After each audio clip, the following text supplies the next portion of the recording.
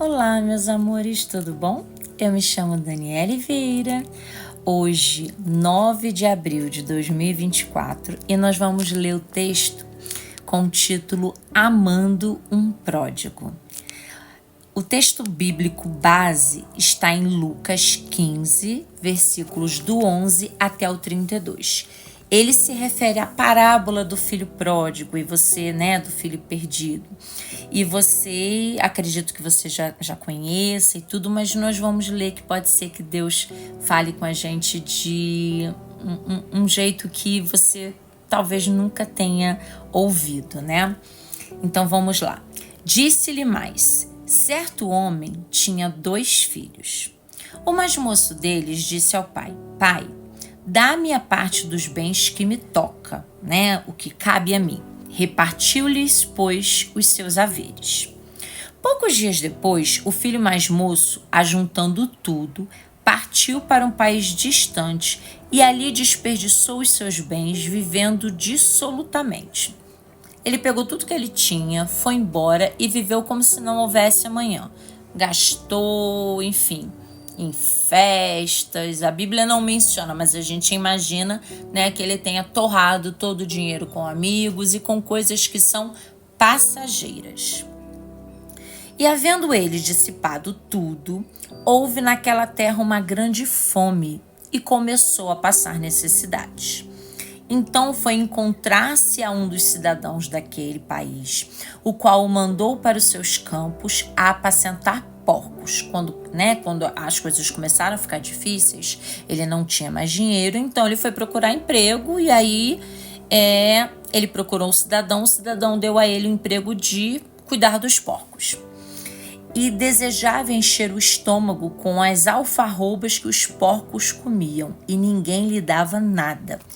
E percebam, ele tinha um pai, uma casa, ele pediu a parte que era dele, que é algo assim, você pedir sua parte com o pai em vida, é algo muito triste. Imagina, porque assim, na verdade, enquanto pai e mãe estão vivos, os filhos não têm parte nenhuma de herança, somente quando eles morrem. E aí ele pediu a parte dele, o pai estando em vida. Saiu, mas ele tinha tudo ali. Aí gastou, foi trabalhar cuidando de porcos. Ele desejava comer aquilo que os porcos comiam. Ele tinha tudo. Abriu mão disso e estava numa situação onde ele queria comer o que os porcos comiam. E ele não ganhava. Caindo, porém, em si, disse: quantos empregados do meu pai têm abundância de pão e eu aqui pereço de fome?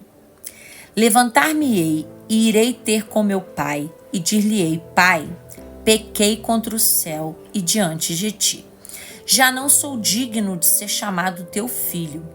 Trata-me como um dos teus empregados. Então ele tomou essa decisão, pensou no que ele ia falar para o pai, e seguiu. Levantou-se, pois, e foi para o seu pai. Estando ele ainda longe, seu pai o viu.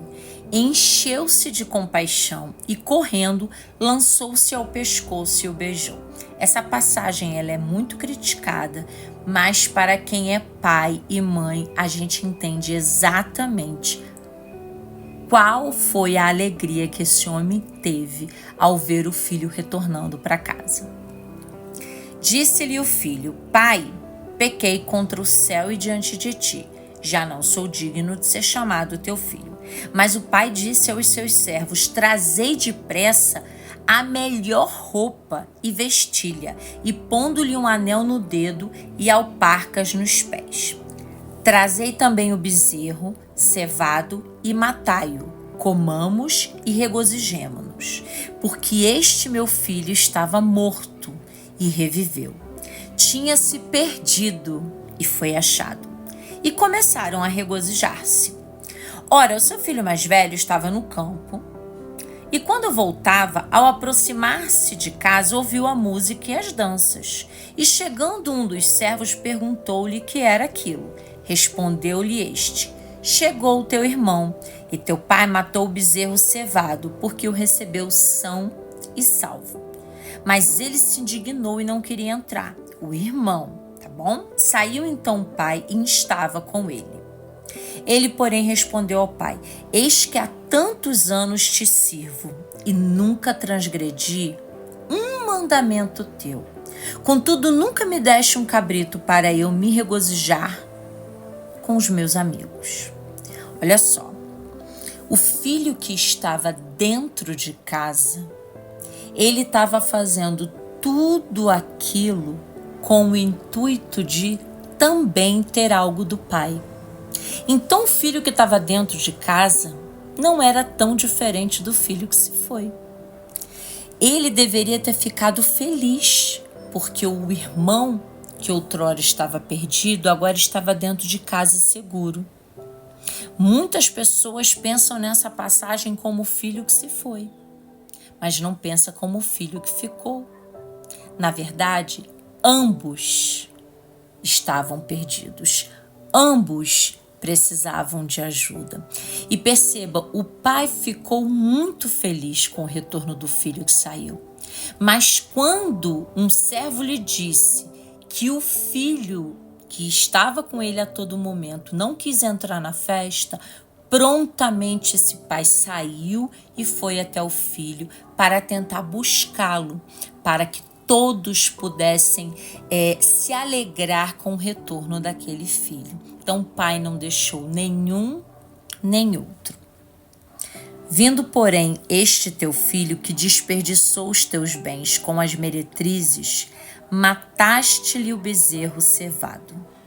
Replicou-lhe o pai: filho, tu sempre estás comigo, e tudo o que é meu é teu. Era justo, porém, regozijarmo-nos e alegrarmo-nos, porque este teu irmão estava morto e reviveu, tinha se perdido e foi achado. Esse pai, ele foi muito sábio. Ele percebeu que o filho que estava com ele também precisava de suporte. E ele esteve ali. Ele também poderia ter ficado chateado com o filho, mas ele teve a sabedoria de também explicar para esse filho que o fato dele não ter ido e ter ficado com o pai não precisava matar nenhum animal para festejar, porque tudo que ele tinha era daquele filho. Tudo que eles estavam construindo juntos era daquele filho, e aquele filho não percebeu isso. E ele teve a sabedoria de explicar. Que interessante, né? Porque muitas das vezes nos falta sabedoria para educarmos os nossos filhos. Vamos lá, agora eu vou ler o livro, tá? Tenho uma amiga em especial que me impressionou com o amor profundo e sacrificial que ela e seu marido derramaram sobre seus filhos, particularmente a um filho que foi pródigo. Meu filho nos levou em uma jornada de 12 anos em seu mundo de prodigalidade, ela diz. Ela fundou um Dia Mundial de Oração por Filhos Pródigos, que começou com o esforço dessa mãe em orar por seu filho, que agora voltou à sua fé em Cristo.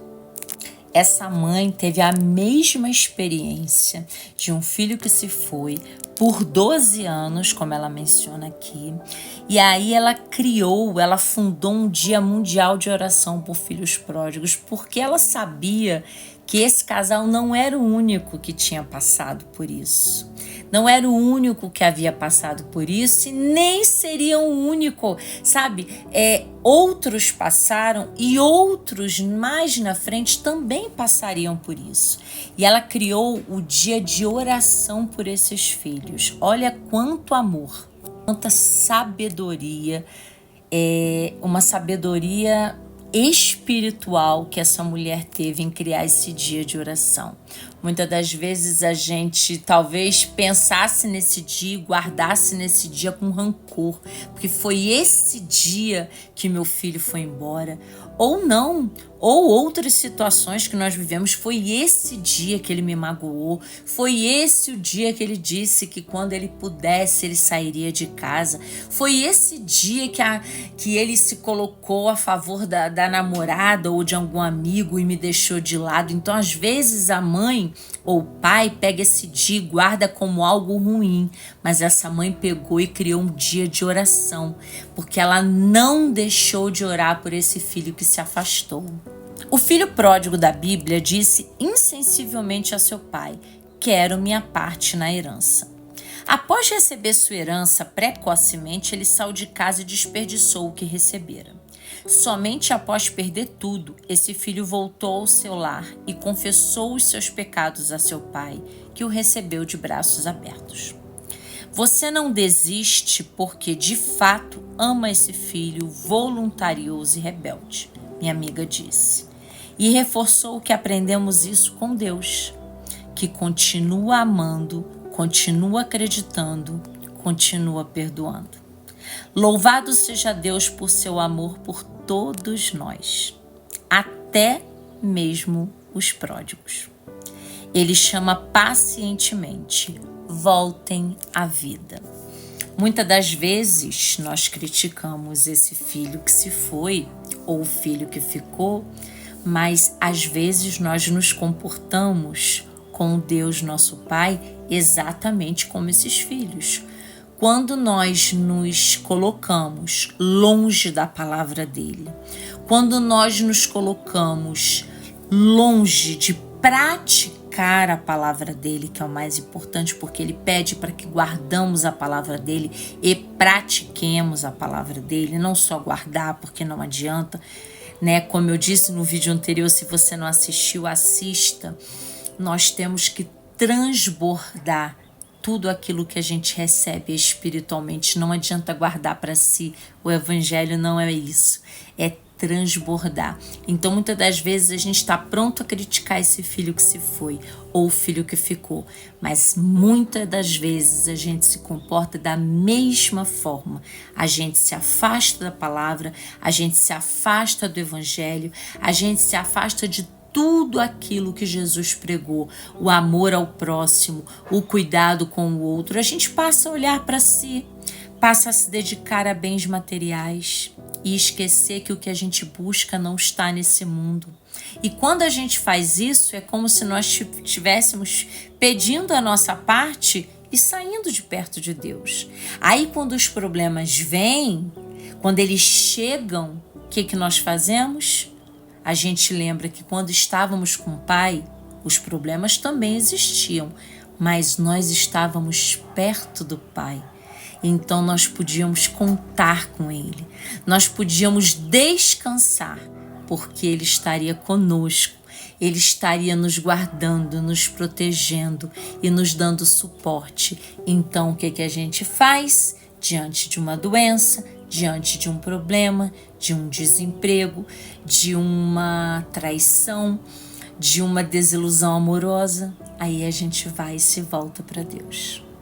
Aí a gente se aproxima de Deus, a gente fica perto, a gente começa a trabalhar no campo, né? Junto ao Pai. De repente a gente pega a nossa parte de novo e se afasta de Deus. Basta crescermos um pouquinho financeiramente e outras coisas materiais tomam conta do nosso coração. E aí, quando vem o problema, a gente volta para o Pai. E esse Pai amoroso nos recebe sempre. Mas quando a gente volta com o coração partido, coração quebrantado, coração arrependido. Mas eu te pergunto, qual a diferença do nosso comportamento para o filho pródigo que se foi, para essa passagem da Bíblia que a gente leu e estudou hoje? Fica essa reflexão para o dia de hoje. Desejo a vocês um dia incrível na paz do Senhor.